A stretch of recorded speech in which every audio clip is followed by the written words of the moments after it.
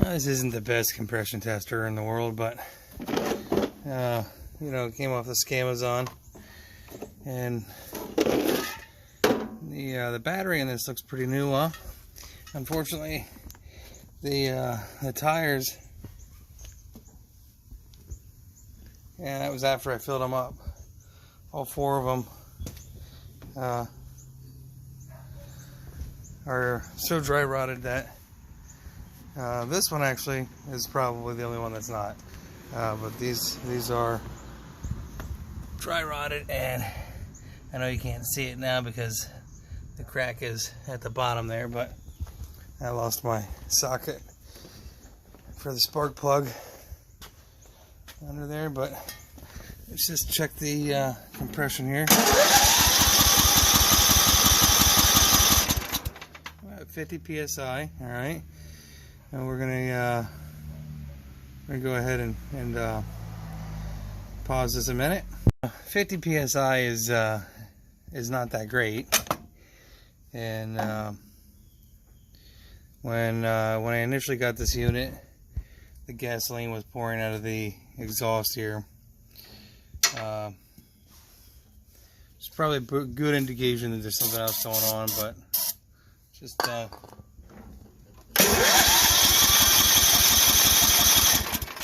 so you know, I'm certain that we have fuel. I know that we have spark, and the reason that I know that I have spark, and I'll show you this in a second after I pause again and we put this back together. The reason that I know that I have spark is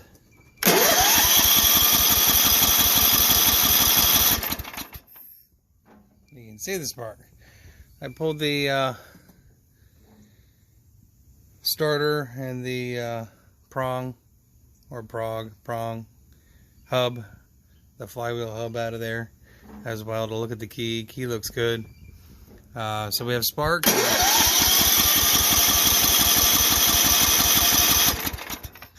I have some compression, but obviously not enough compression. The throttle seems to work, you know. I'm not sure. Let's see. Yep, choke works. So I did pull the carburetor apart there. Just kind of hosed it out, but I mean, you know, with that much chooch juice in it, definitely should at least pop or fire. So my guess is that one of the valves is not operating correctly. The unfortunate part is you have to pull this whole engine out of here, and it kind of is a little bit labor intensive to go through that process. And I put a new spark plug in it. I'll put the old one back in anyways, because there's no sense to waste a good spark plug. This spark plug, I believe, works anyways, based on my observations. There was a spark at the end of the tip on this. It smelled like gas, so I know there's gas getting in there. But unfortunately, I think your exhaust valve is probably stuck, shot, bent, or in this case, maybe the valve seat. You know, these flatheads, when they heat up, sometimes the valve seats pop out, and unfortunately, the rest of the unit isn't in bad shape. But you're looking at, like, almost $300 in tires. I think the front ones, at the very least, we can get away with one. This other one seems like it's in pretty good shape. But these were $61 a piece. And then the rear ones were like $80 for the skins. And then $20-25 to put them on. They're kind of a pain in the butt to put on, in my opinion, but definitely need tires. So at least it's a nice Saturday. And then we had this unit over here. We replaced the belt on this. I'll grab that belt in a minute here and show you what happened there. So it looks like you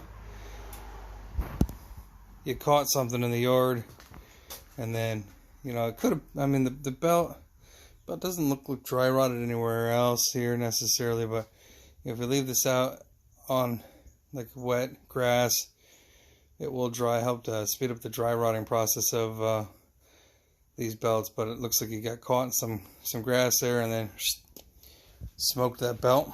So we got a new D&D Power Sports belt on there, and I think it'll be good.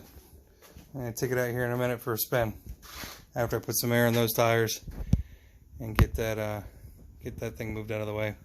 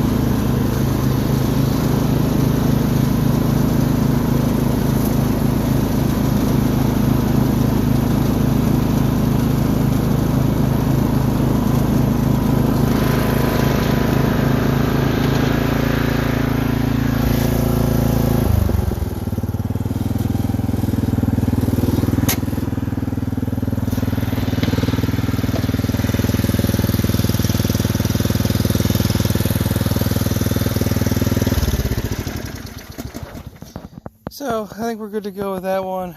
I'll unload that guy there. That's an older snappers, and we'll deliver these two back out to you.